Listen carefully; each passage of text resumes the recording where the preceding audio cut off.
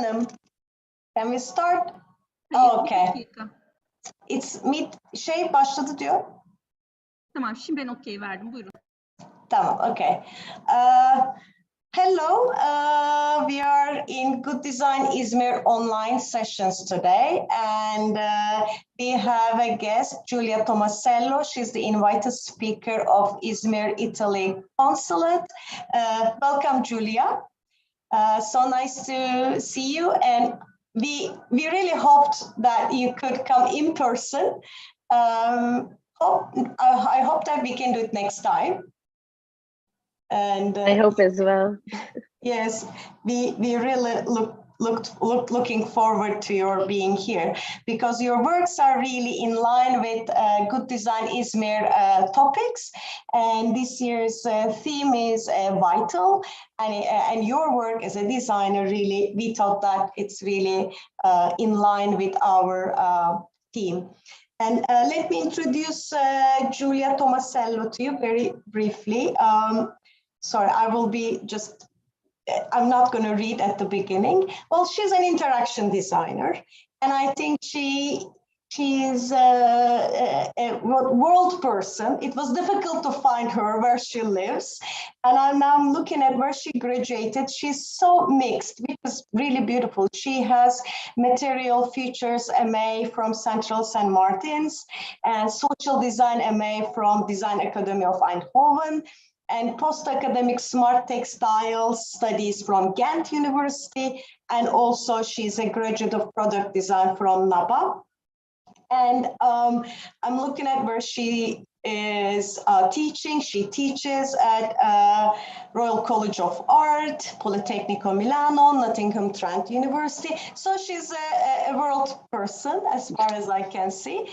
And she has, of course, many exhibitions, awards, and I think today she's going to start with her speech is called Female Biophilia, and we will talk about her Biophilia exhibition. Let me talk about what is Biophilia. Biophilia is the scientific research lab and documentation archive for the eclectic and transdisciplinary work of Giulia Tomasello and many others, collaborators. Her work is permeated by love and passion for life in all its expressions, with special attention given to the plural and inclusive relations that exist between the human and the non-human. Tomasello has developed the expertise of a burgomaster, capable of coordinating choral projects ranging from nanoscience to medicine, from design to hacking, while focusing their discourse around three critical issues: feminism, care, and biodesign.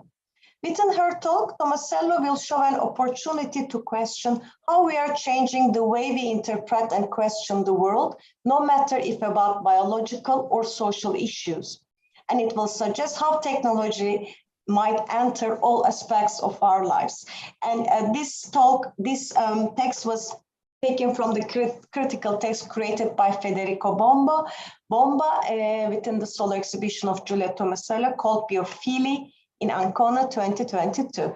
Now I will give the word to Giulia, and I'm also checking if anybody. Yes, okay. Now the stage is yours, Giulia. Thank you very much, Alif. So good morning, everyone. And apologies if you see me a bit in the dark, but I'm at this moment in Milano because I'm teaching at Politecnico, and now a bit hidden in like a canteen of a hotel. But I'm very happy to be even online with you, and I hope maybe soon there will be an occasion to be part of Good Izmir, like in Izmir. So it's with a big pleasure that I'm talking to you about my work. So female biophilia is like a word that I started to create with also my work, where I merge female intimate care with living organism and biotechnology. So when I do my talks, I like to start with a quote from Simone de Beauvoir in her book The Second Sex, where she says, "That's me.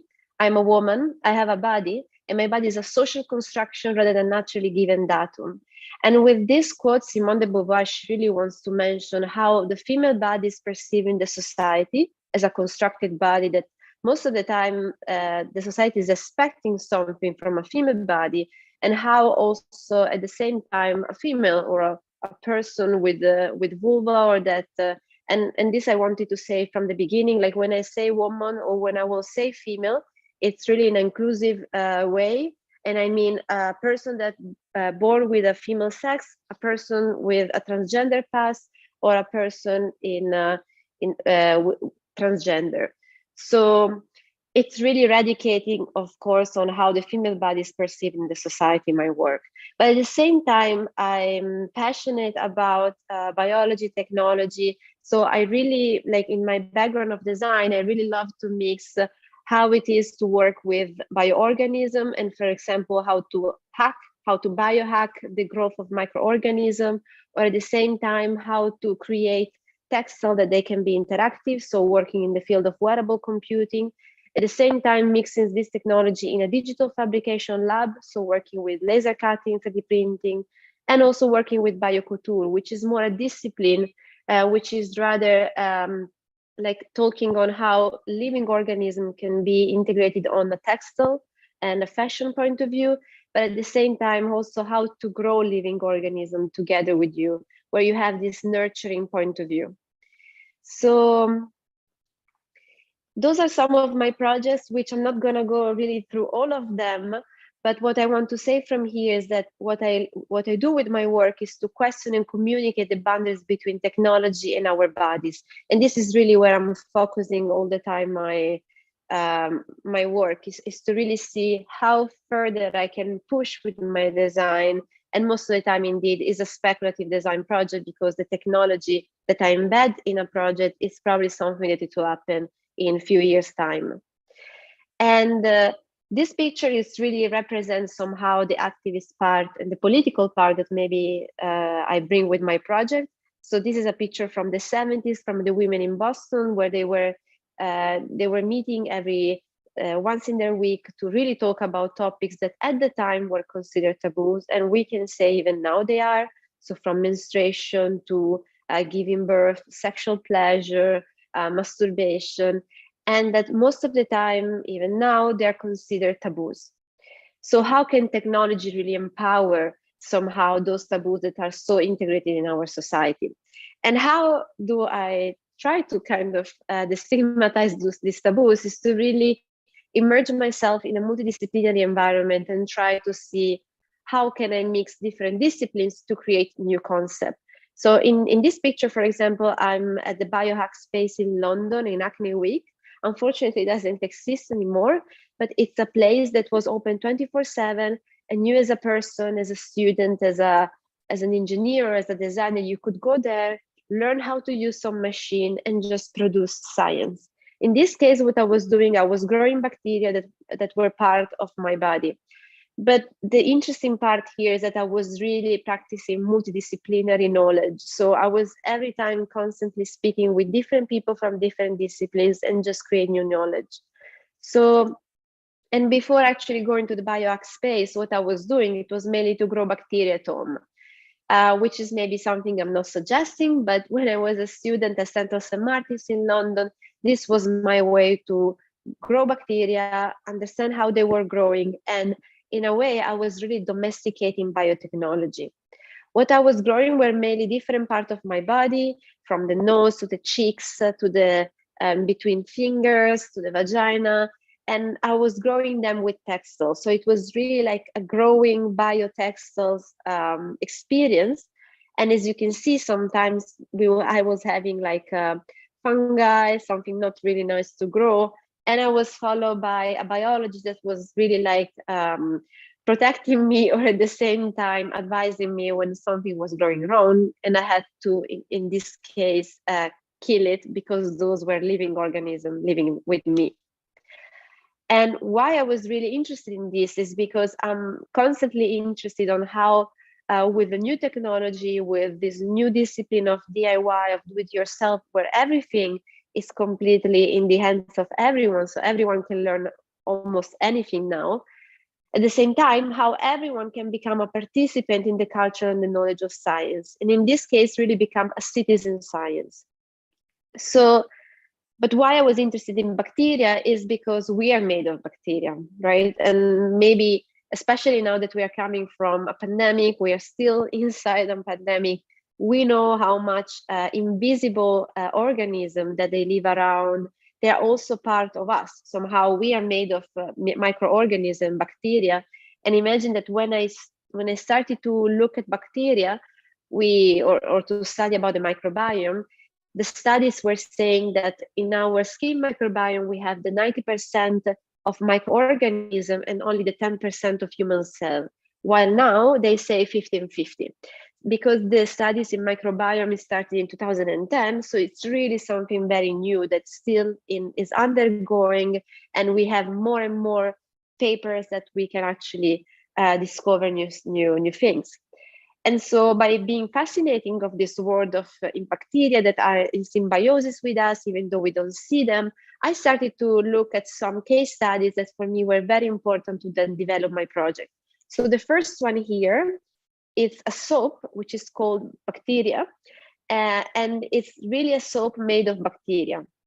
Why they invented it is because the founder of this company, which is called Mother Nature and is based in US, claimed that he didn't shower himself for 1 year, that he was fine.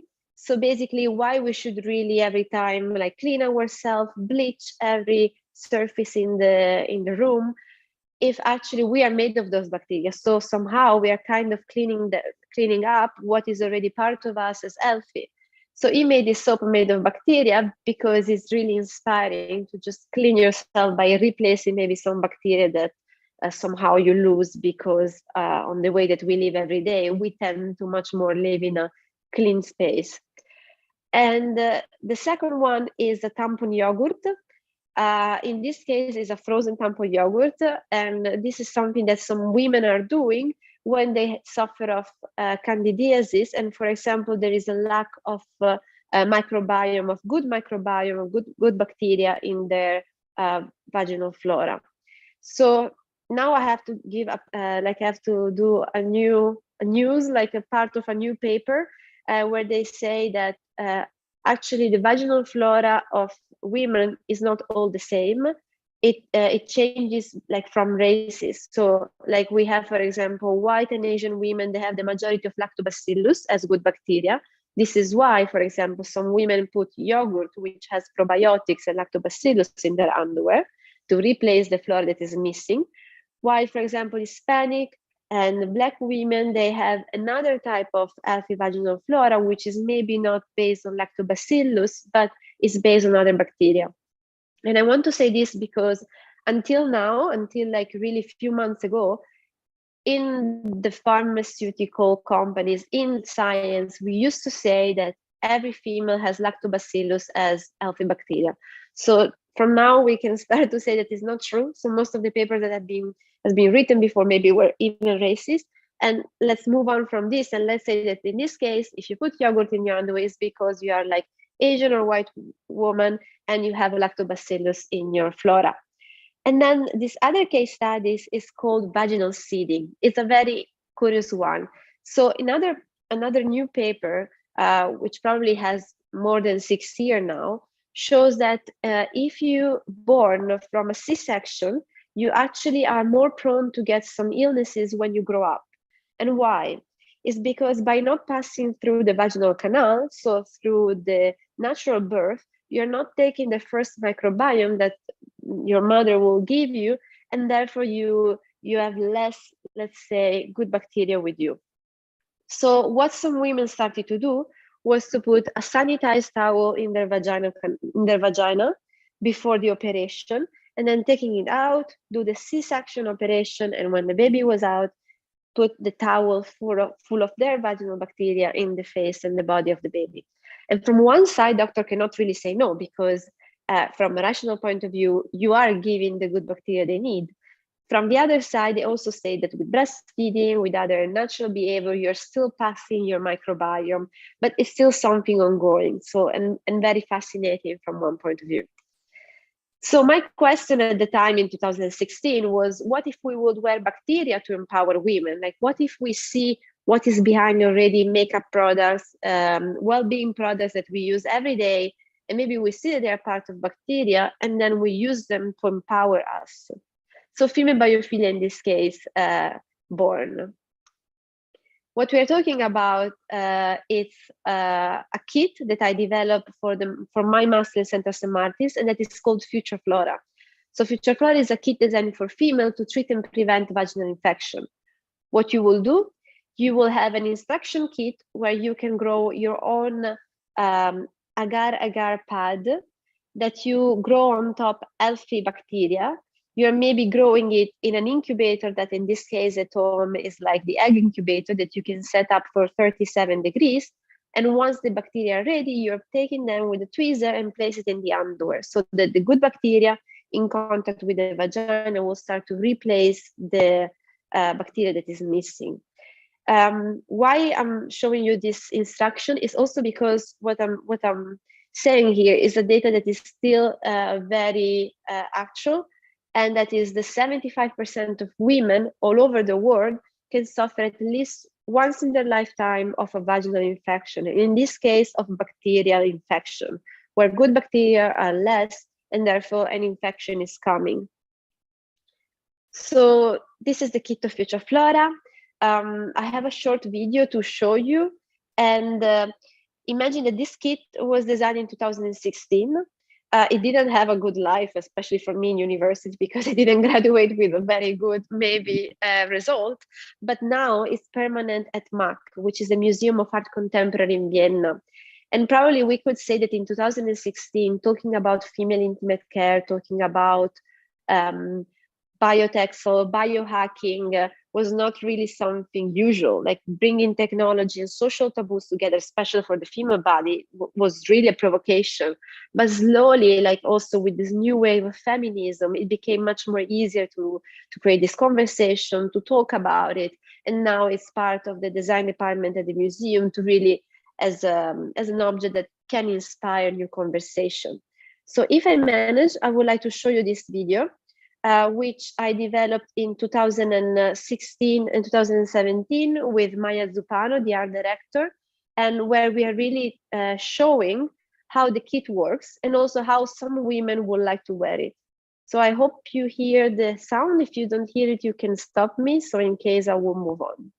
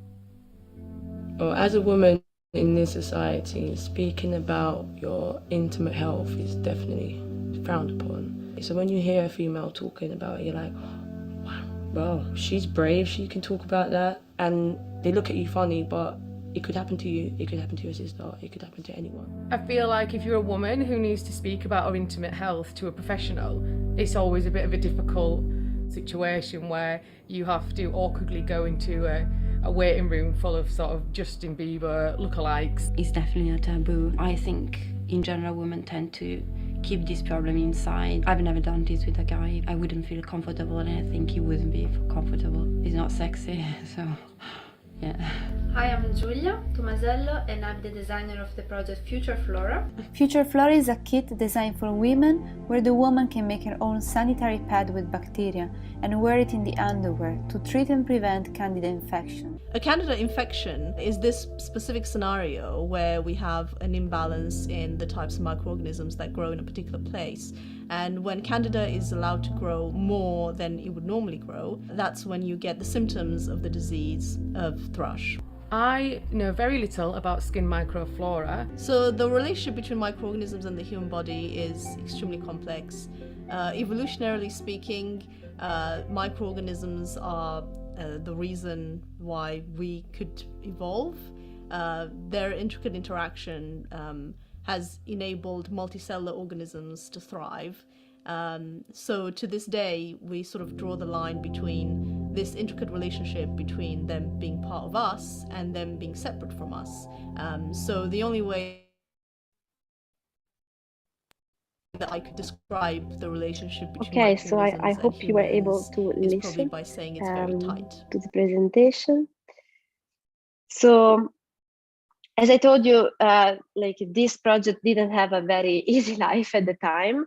But what I really believe is that when you talk about speculative design, you really need to be sure that most of the time, really innovation takes time. So when we did this documentary called Girl Biophilia that you can find online, it was already 1 year later my graduation.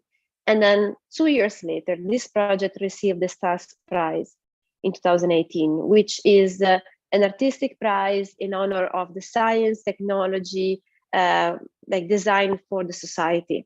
So it was really for me like finally to prove that yes, maybe at the time in 2016 from a student point of view was a provocation, but actually is the provocation that creates the conversation that maybe will build up a future. So this was exactly like an example, and this prize is from Ars Electronica and from the Horizon 2020, which at the time was very looking at how design, technology, and science can mix together. So from this prize, also already before, we were looking at not only candidiasis and from a microbiome point of view, but we started to really look on how different, on how it's difficult actually to talk about female intimate care from different point of view. So maybe what we see usually is like urinary infections, sexually transmitted disease, period pain, but honestly, what is like below here, it's really what everyone and most of the women go through their life, like from unsafe abortion experiences, mistrust in the pain, hiding the body, feeling impure, the craziness of the female body, shame, silence, unworth of pleasure, infantilization, and I can really go onward, like on and on, because unfortunately it's still very present in our society. So Flora became somehow, from Future Flora, Flora became the archetype of the person that can maybe suffer of all this topic, but doesn't have really the language or doesn't have the space to talk about and feel herself or feel empowered. So from 2018, Alma born, and Alma is a studio. We are four co-founders. It's me as a designer, Isabel Farina is a medical anthropologist, Tommaso Busolo is a scientist and material engineer, and Rio Mizuta is an engineer in nanotechnology. So the four of us, what we do, we really try to co-create tools for a cultural change in female intimate care. And mainly what we do, we really try to combine education and technology to destigmatize this culture of silence related to female bodies, because most of the time it's really the silence of not talking that is really creating the taboo, and further it's creating the frustration in the whole society, which somehow is there since ages. So education and technology are the tools that really we embed. From an educational point of view, we are slowly developing something called Alma Atlas. There is not much there, but what we aim to do is a sort of Wikipedia, where you're not only sharing resources on what is what, for example, what is endometriosis, what is menstruation, but also you're sharing experience. So it's giving the possibility to females all over the world to enter anonymously and share their experiences on female intimate care. So what it could happen is that, for example, a person in Taiwan, let's say, that suffered of urinary tract infection, and it has been treating it with specific herbal medicine that grows there. Maybe a person in the other side of the world, let's say, even in South America, that has the same plant can use it to treat the same urinary infection. So it's to really try to create words, languages, like experiences that are loud and that can be shared between people. Alma Atlas is a project that we started to develop it last year with, because I was part of an incubator called Vision Health Pioneers in Berlin. So we had some money to start like kickstarting it. At this moment, we are waiting for some funding, but the point is to really try to deliver this for free for everyone, and to why not also deliver one day a free telemedicine possibility to really give to everyone that also they don't have access to medical health and medical support, to give it through an online platform. And then from the other point of view, from a technological point of view, we are developing a sensor that can be embedded in the underwear and that can measure different biomarkers of vaginal fluid. For example, the pH, which is one factor that can help us to understand if a vaginal infection is coming and which type of vaginal infection is coming. That can be one day connected to a microprocessor that is also wearable in a pair of underwear, and that will connect the data to the mobile app. So the ideal, let's say, scenario will be that I'm a female that suffers of vaginal infection. I have a certain point, one day I have some symptoms. I wear the underwear of Alma, or I wear the sensor of Alma in my underwear. And the sensor will track for one day the vaginal fluid that I normally lose. And the sensor will be able to measure the pH, the microbiome, sending the data to the microprocessor, which will send the data to the mobile app. So I'm able, as a woman, to really recognize what is happening with my symptoms.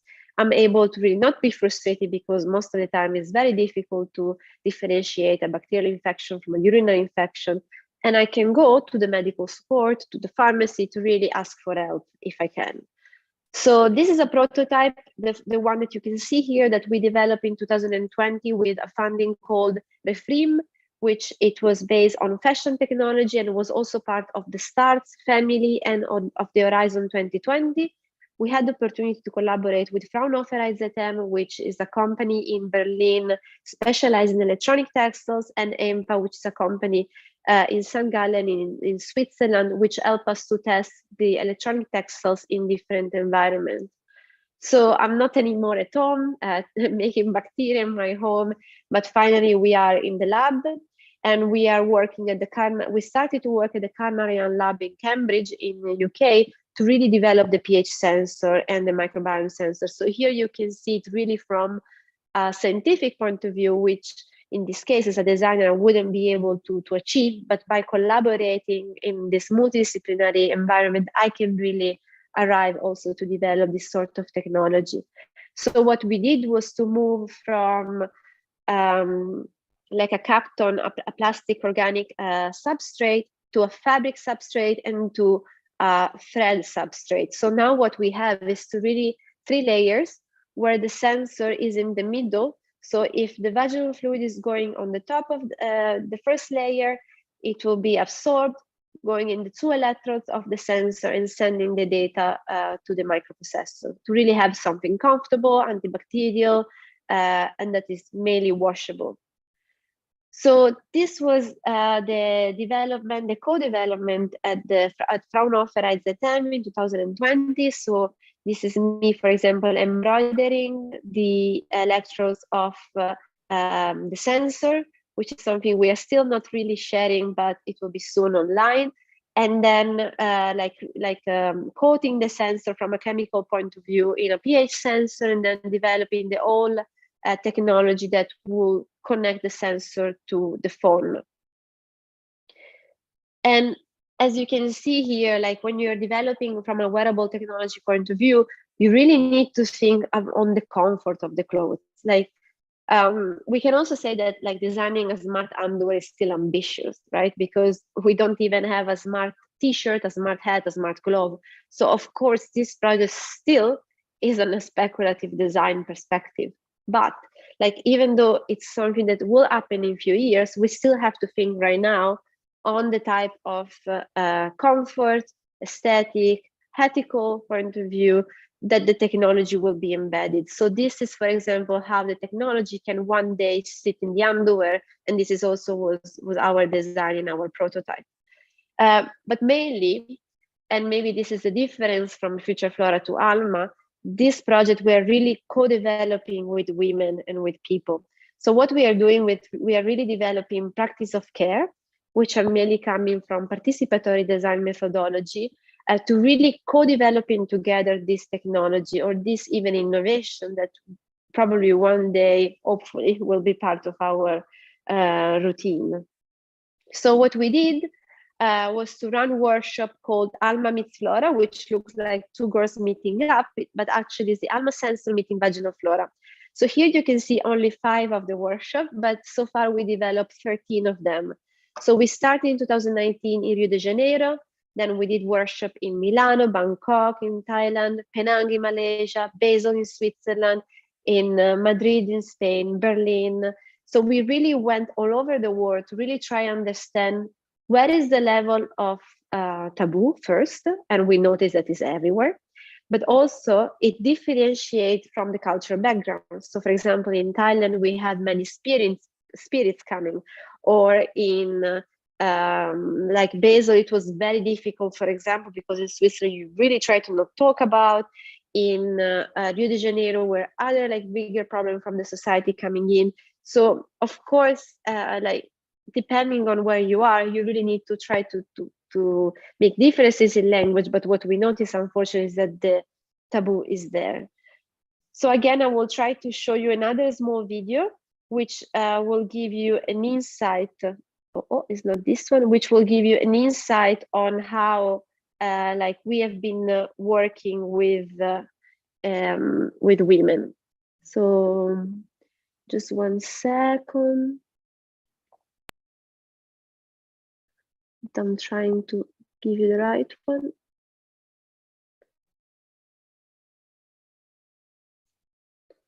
Okay.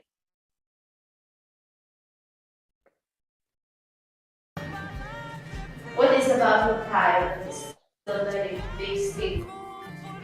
An opportunity to help young women learn how to listen to their bodies. I certainly didn't learn it. I've learned it as I got older. So instead of the pains and the change in the body being something which we resist, it's more that we embrace it. So my breasts are hurting. So that's normal, you know, and just allow that. But I do have data concern. Like as it is, if it's stored somewhere safe and it's only used for research purposes, it's fine. This is very cultured. Within the hospital community, is there any women speaking out against it right now? Of course, yes. they have. It's very difficult because it's cultured. No. I don't mind wearing the technology, especially when it comes to healthcare. And I don't mind to be monitored. If it was a digital technology that helps you to learn how to understand how your body works, then I would be supportive. Yeah, I feel the same way. What I would struggle with, it's a product for the sake of it being a product that we can sell and sell and sell and sell. Without having like any like educational exactly. purpose. I could imagine if I had a daughter that this would be a product that I would say, hey, this would be a great way for her to learn more about how her body's working and how it's reacting, because she's going to be more prone to infection now. Yeah. Okay, so this workshop is something that you can find, like the old documentary, you can find it more on Vimeo. And I will suggest you to watch it because it's really proving how it's difficult to still talk about. And the workshop that we are continuing to do, we just recently did it in Rome. It's still continuing to develop this sort of archetype and to develop how technology maybe one day can be implied. So if you are interested, we can organize also something in Izmir, but it's for us really a way to understand how, from a cultural point of view, we can really create this conversation. So indeed, what we are doing, we're also writing a book we're writing a book that it's really talking about how innovation can be inclusive, and especially when you are creating a sort of innovation which is really tackling social taboos, which is tackling female bodies that most of the time, forever, it has been just in silence. So, and Alma for us is really like the example that we are bringing, and we are here like showing our own methodology and describing how we are doing to really hope that other people one day will continue in the same way. This is, for example, just a way that we can talk about low technology. So if the smart underwear one day, it's really something that we can talk, that we can imagine as a high technology. This is a low tech, which can be, for example, a pad made of agar-agar again that you can grow at home, that you can just actually cook it in the pot, and that you can make it also with some pH sensitive dye, which it means that when some fluid with a specific pH is going on top, it will change color. So in this case, you can make your own pH sensitive pad that you wear in the underwear. And if your vaginal pH is different from the correct one, which is, it should be 4, 4.5, it will change color and you know if you're healthy or not. And then you can just throw this in the bin and it will biodegrade. So, but then in my work, I love to work also with different type of project, which mainly they really like talk from the female body point of view and interact with technology. So the Thinking the Bra is a project which we developed with another European funding called Worth. And what we are doing is to really think about how the bra, which is actually a tool that has been designed in the 20s for a man, can be redesigned finally. So how can we substitute the underwire, the metal underwire, and think really from just a textile point of view. So what if 3D knitting technology, which is a new technology that mainly now we can see in shoes, where from the machine it's already coming a 3D shape and you have only one seam, we can create a bra. So we are collaborating with Oclab Tech, which is a company in Fano, in the center of Italy. And what we are really trying, and this is the first prototype, is to really create this bra that can have this fully support made only from textile. And the interesting part of the 3D knitting is that just with one goal of the machine, you can have here something that is a bit more elastic, here something that is more resistant, here again something that is in between the elastic and resistant. So really on one way create the perfect bra for each person. And at the same time, as I'm doing here in Milano, I'm teaching since 2017 in different universities, and I usually bring this workshop which is called Coded Biophilia. The platform is called codedbodies.com, and what I teach in 2 weeks is to really like learn how to code with Arduino basic coding, how to make e-textile sensors, so for example push button, and how to make biotextiles, and to really integrate all of them in some prototypes. So those that you can see are the prototypes of some students in Politecnico from last years. So it's to really like try to again merge all this technology together in a short period of time, kind of a hackathon point of view, but to really again speculate on how this technology can be merged for a social topic. And I'm part of this community called eTextile Summer Camp, where we are eTextile practitioners coming all over the world and meeting either in the US, in France, or in Taiwan every year to really develop new technique that each of us maybe learn, and we exchange between of us and produce new projects.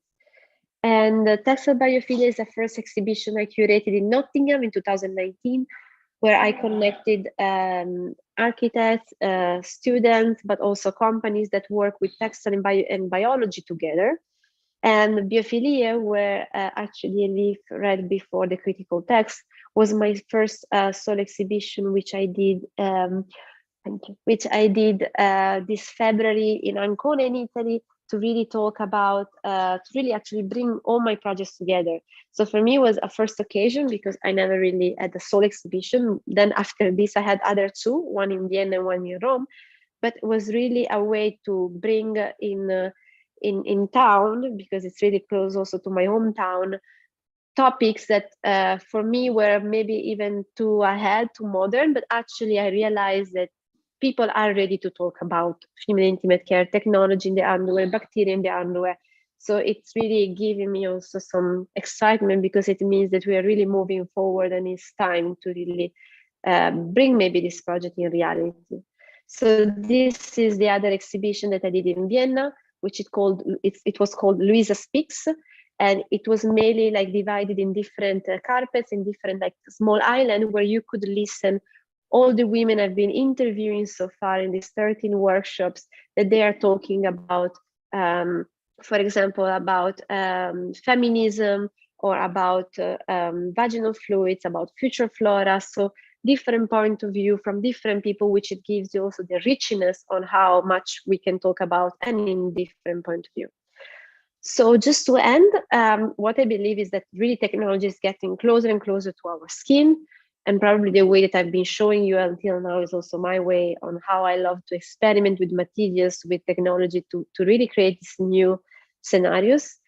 And thank you very much. You can find my work on gtomasello.com, or also alma.org. And also, as you saw, I work a lot with videos. So on Vimeo or YouTube, you can find a lot of these things, and you can always get in touch on Instagram or email, because I will be very happy to share more.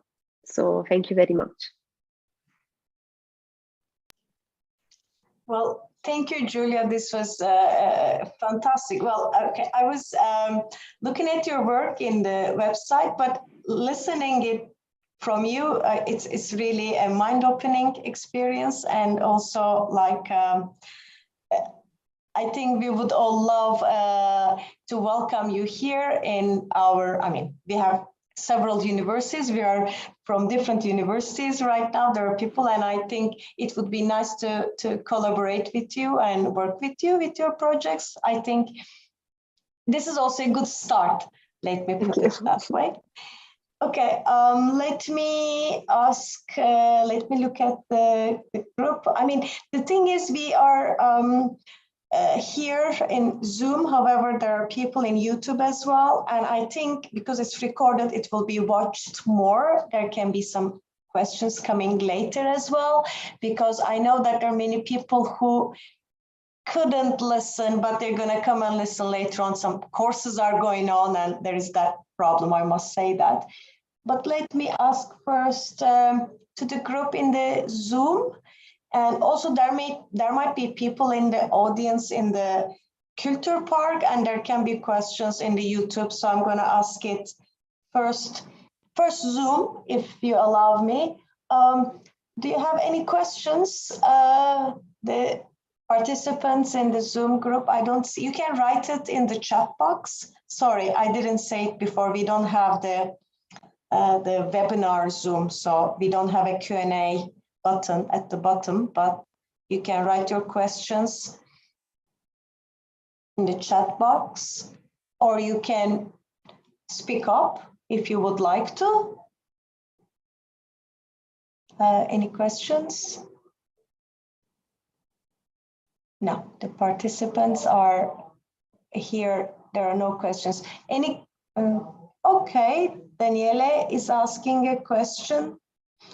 One topic that was raised in the video but can be discussed a bit more, I guess, would be privacy.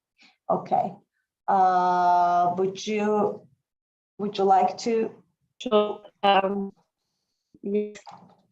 Okay, meanwhile, maybe you search for other questions if there are. So yes, thank you, Daniela. The privacy issue is something that we are still working on it, because as you can imagine, if this sensor will have an app, we have to understand how data will be protected and how much we will share, or if not.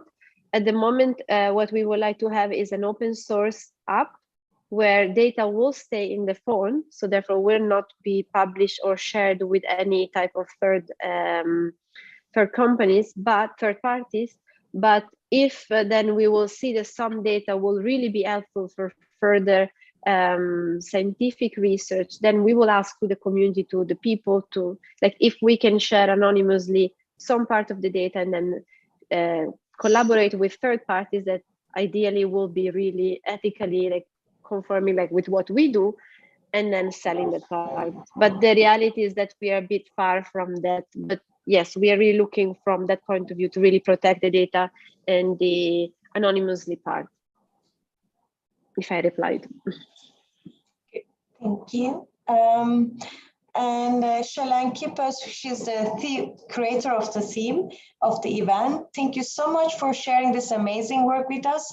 More than biophilic, it has an ecofeminist character. Yes, she's really happy. Yeah, I mean, your work really brings together all our team topics. I definitely agree. Oh, there are some questions from the hall.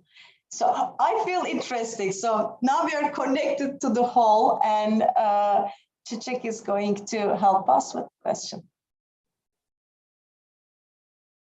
Çiçek, you are mute. Can you help? Can you please? Çiçek, would you tell him? Hello, can you hear me? Yes, with a lot of echo.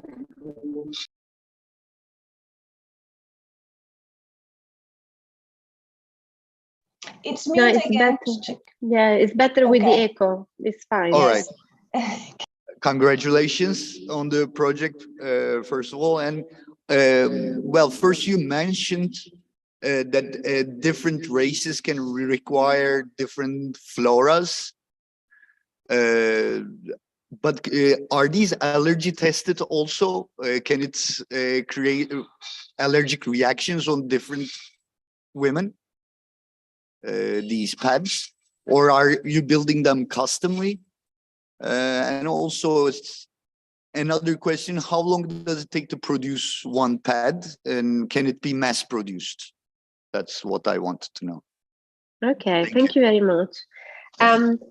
So maybe we have to. Sorry. There is another question. Yes. Okay. We can hear at the hall now. It's kind of related to that question. I was wondering your market focus, kind of like business related question, but I mean, in line to that question, have you started to mass produce? And what's your market? Is it like global vision? I'm not sure. Yeah. Thank you. Okay, thank you both. No, none of the projects are no, yes. Okay, so none of the projects are mass produced or produced because we are talking about speculative design still. So unfortunately or fortunately, we cannot have future flora in society. Like imagine now if I will say to people, you can grow your own your vaginal flora bacteria at home, and how will they think about it? Like also me that I'm like a crazy one growing bacteria at home. I never. Giulia? Yes. You hear me? Hello? Yes, we hear you. Yes. Ah, okay, I disappeared.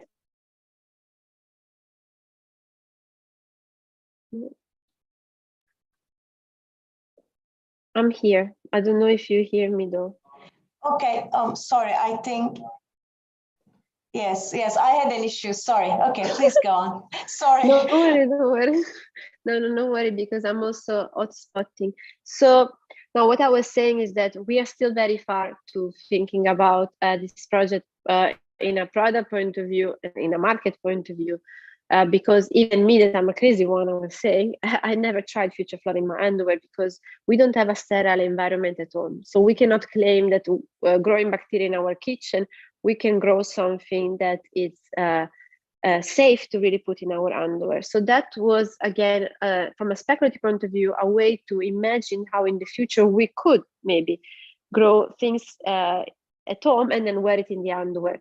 I didn't pursue that project to push it in the market right now, or even from 2016, because I knew that if I was pushing it now, it would have the same beauty, the same also beauty also in the language and in the design that I did, because of course we are not ready. So it would have been something already pre-packed, pre-made. There wouldn't be any DIY self-care you can learn at home, and it wouldn't have that sort of really knowledge and awareness that you can create by yourself instead of like if something will be there now.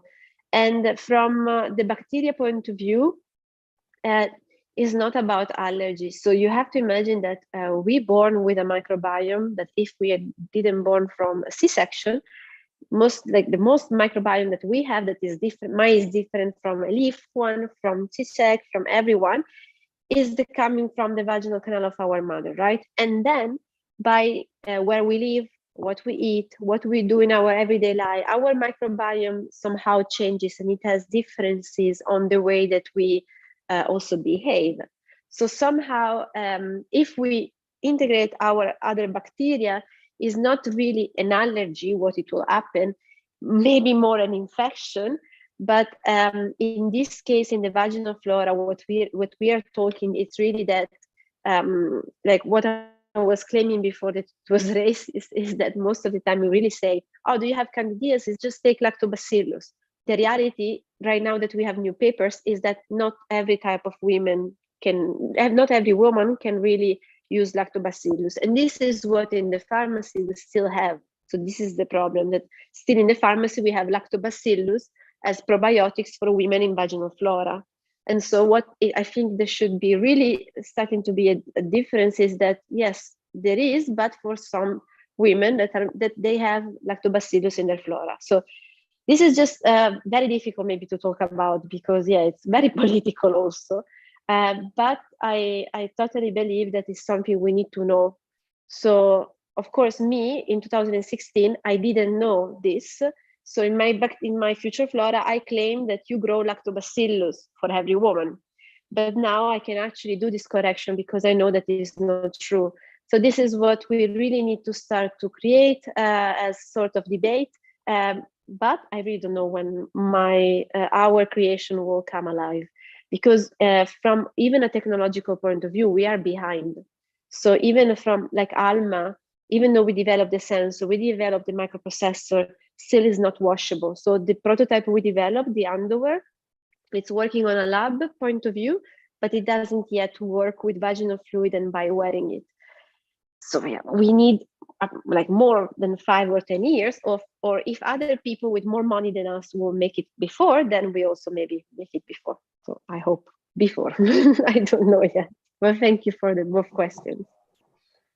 Thank you, Giulia. I think I wanted to repeat your word. Innovation takes time, so we need to also wait for it. Okay, there's a question in Zoom from Sylvia.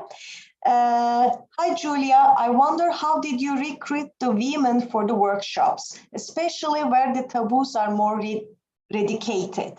Thank you for this inspirational presentation. Thank you, Sylvia. I didn't enroll any participants, so I usually send an invitation, or I usually, so for example, in Malaysia, I went in a female center, a center that they work actually for female violence.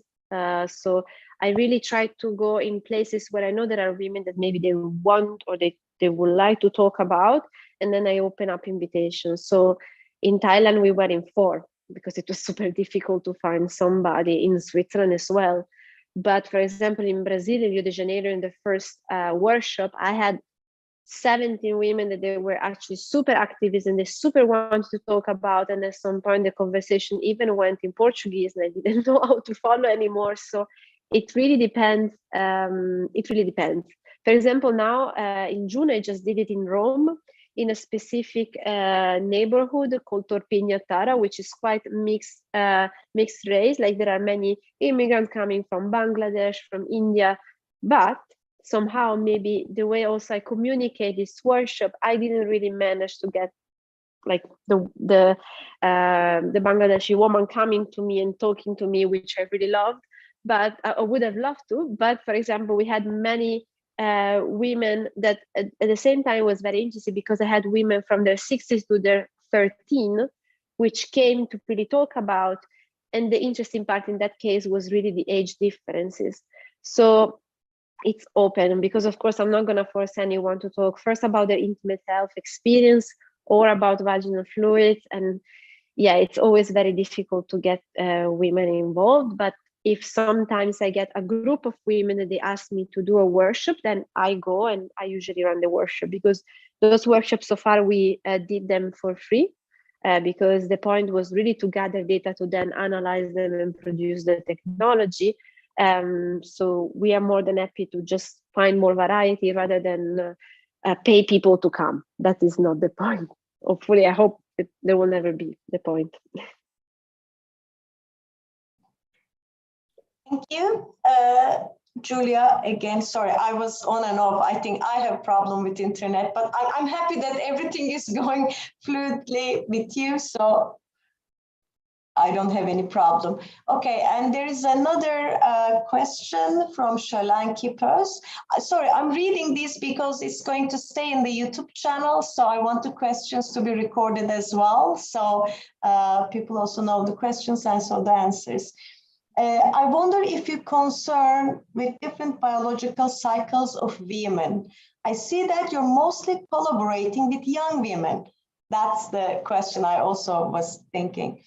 When, for instance, a woman starts to lose her hormones, did you consider to develop any project for regenerating bioequivalent solutions for vaginal care? Also, I wonder possibility of incorporating these projects into the healthcare industry and market. Well, thank you. So no, we've been also running projects with women in their 50 up. So maybe it was not in the video, but we did a workshop in Treviso in the northeast of Italy. And when I went there, it was again for a design talk like today. And I asked to run a workshop, which probably I was going to do the same if I was coming to Izmir. And interesting there were only 3 women, which one was in perimenopause, one in menopause, and one in postmenopause. So somehow I got the 3 of them together. And of course, my way also in introducing this workshop, in talking about it, was very different. So I also changed my language. But interesting enough, they were interested to know about it because from like studies point of view, you can have vaginal infection even at your 80s. Like my grandma had it in her 90s. So it doesn't really matter with hormones in this case, but it goes from a bacterial point of view, which of course it goes less, but still you can get infection. I'm not yet working from a hormonal point of view with menopausal women, but I'm in a new project, and maybe I can say it now, I didn't put it in the presentation. I'm working with a studio in London called Cellule, and we are producing, in this case, a sex toy, which mainly is a vibrator for female in menopause to really like rebuild this sort of pleasure that most of the time is very, like the narration really goes that from when you are in menopause, you don't get excited anymore, you don't masturbate, you don't make love anymore because. And of course, we are trying to break this taboo by creating a sex toy that is really designed for them. We are doing also with them. I actually just 3 weeks ago, I was in London to run a workshop with some women in peri-men and post-menopause. I had a woman also in her 70s, which was very interesting, of course, to talk with her about vibrator, because in this case, she never had one and she never even wanted to see one. But as soon as she saw our prototype, she was happy to even start to talk about. So I'm there.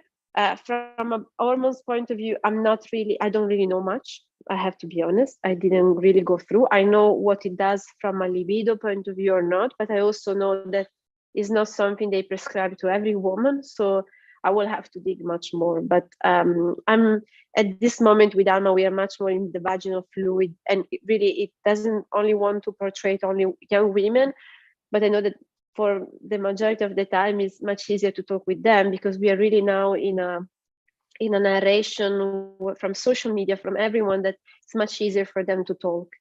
And I really hope that those things will be in the healthcare industry, because it's what I truly believe, but we are a bit far from it, honestly. Like even when they tell me, oh, you are in a femtech sector, I'm also like kind of shaking my hand and say, I don't know, because honestly, femtech is still like categorized and labelized like in something too small from what we do and what I think it can be. So I'm not sure, but I leave this to the time again, because I hope it will really bring us where is the best way, and mainly that it will really still be with the ethical point of view that we have and that we don't want to compromise. And that now if you really want to be in the femtech industry, you have to compromise. So we prefer from the other side to go much slower, maybe with smaller funding, but to keep our beliefs a bit more safe. We try.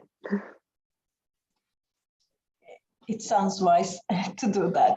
It's jumping into the solutions, right? It takes time. I mean, it's so not only the technology-wise or the business-wise as well. Maybe it's businesses, marketing is going to be different as well. I mean, I think what I'm really fascinated by is that you're trying to change a culture. So it is political, it is strong, and this is also maybe changing the way it is marketed. You know, maybe it is, you were talking about this open source and what heals one woman at part of a world, is it going to be healing the other woman at another part of the world? So I think there can be, I don't know, different models of economies and marketings or businesses growing around it. So I really look forward to that. Okay, Sylvia wrote, thank you, waiting for you in Izmir then. Okay, so yes, we definitely wait for you in Izmir, and we can, because we have also many women and men working on biodesign, smart technologies, smart materials, Arduino, interaction design, and I think this will all, you will bring them all together, and that would be really nice. So we need to plan this beforehand. That is my homework. That would be. Thank you. Okay, looking forward to this. Yes, so everybody would like to see you, and I can see the comments. If there are no any other questions, we can close this session. Totally perfectly an hour, and you have to also take a train. I suppose you will move right now, isn't it, Giulia? Well, thank you so much. Really, this was a mind-opening, bringing really taboos, technologies, bacteria, everything, women together. I mean, that's fascinating. And yes, also I'm seeing wonderful presentation. Oh, okay, yes, you can see that too. So we'll look forward to hosting you here with a workshop. We will be in contact. Thank you very much again for accepting our invitation to be in Good Design Izmir Vital. Thank you so much. Thank you very much. Thank you, everyone. Bye-bye. Thank you. Bye. Thanks a lot.